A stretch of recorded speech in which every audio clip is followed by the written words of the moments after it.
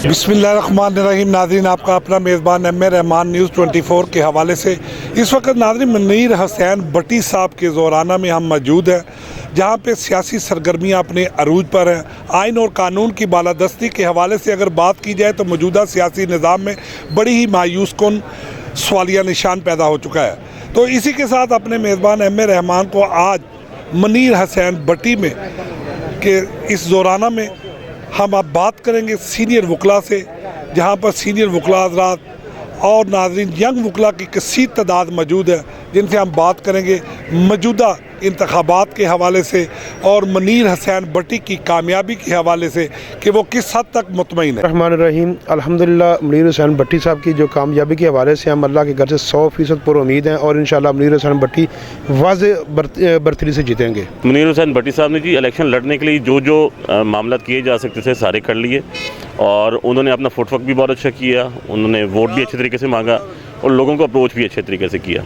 अब सारी की सारी गेम जो है, सारी की सारी जो मामलात हैं वो दोस्तों के सर पे हैं कि दोस्त इलेक्शन डे पे उनको जाके वोट करें और अल्लाह ताला के हजूर हम लोग दुआ गो हैं कि अल्लाह ताला उनको कामयाबी से हमकिनार करें। सर, मौजूदा सियासी निज़ाम में आइन और कानून की बालादस्ती जो ये पिछला 5 साल 7 साल का दौर गुजरा है, उसमें तो कहीं नहीं, वहाँ तो सिर्फ डंडे की सियासत और मीडिया की सियासत हुई है। जिसका मीडिया मजबूत था, जिसका सोशल मीडिया मजबूत था, वो उसमें जो है फ़ैसले अपने ले गया। और आज जो जिस नैज पे हमारा मुल्क पहुंचा हुआ है और जिस हालात में पहुंचा हुआ है, वो सिर्फ मेरा ख्याल में वो एक सोशल मीडिया की तबाही की वजह से और उसकी वजह से वो इस नैज पे पहुंचा है। मुनीर हुसैन भट्टी साहब जो हैं ये वकला के नौजवान वकला के लीडर हैं और ख़ास तौर पर जो इस टाइम बाहर के मसाइल हैं उनको हल करने के लिए जो वकला की उम्मीद की किरण है। इंशाअल्लाह तबारक व तआला जितने प्रोफेशनल वकला हैं और जो इस बार की डिग्निटी के ऊपर कॉम्प्रोमाइज़ ना करते हैं ना करना चाहते हैं, वो इंशाअल्लाह तबारक व तआला मुनीर भट्टी साहब को भारी अक्सरियत से कामयाब करेंगे। और जब से मैं इस प्रोफेशन में आया हूँ तो मुझे अल्हम्दुलिल्लाह मैंने मुनीर भट्टी को हर जगह पे पाया है। यानी कि अगर वकला के साथ कोई तशद्दुद हो रहा है, कोई नाइंसाफ़ी हो रही है, तो मुनीर भट्टी साहब ने अल्हम्दुलिल्लाह बड़े अच्छे तरीके के साथ हर चीज़ को सेक्रीफाइस किया और फेस किया है।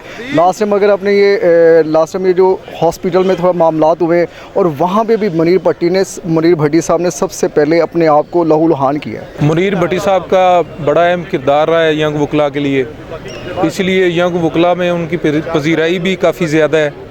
और उनके इलेक्शन में मैं समझता हूँ कि लाहौर बार के तकरीबन कोई 80% यंग लॉयर्स हैं जो वो उनके साथ हैं और उन्होंने हमेशा यंग लॉयर्स के लिए जिस तरह रिलीफ फंड हो गया और ये गेट में जो मामलात हुए यंग वकला के लिए उन्होंने स्टैंड लिया। जी नाज़रीन, ये थे चौधरी एहसन साहब जो कि गेट लॉ के हवाले से, लाहौर 24 के हवाले से, उसकी वसातत के हवाले से यंग वकला को पैगाम देने जा रहे थे कि 14 तारीख को भरपूर शिरकत करे और मुनीर हुसैन भट्टी को कामयाब करवाने में अपना अहम किरदार अदा करे। जबकि माजी में मुनीर हुसैन भट्टी साहब ने यंग वकला के लिए बड़े ही कलीदी किरदार अदा किया, इनके हकूक़ के लिए, इनकी फलाह बहबूद के लिए। इसी के साथ अपने मेज़बान एम.ए. रहमान को न्यूज़ 24 से इजाज़त दीजिए। अल्लाह हाफ़िज़।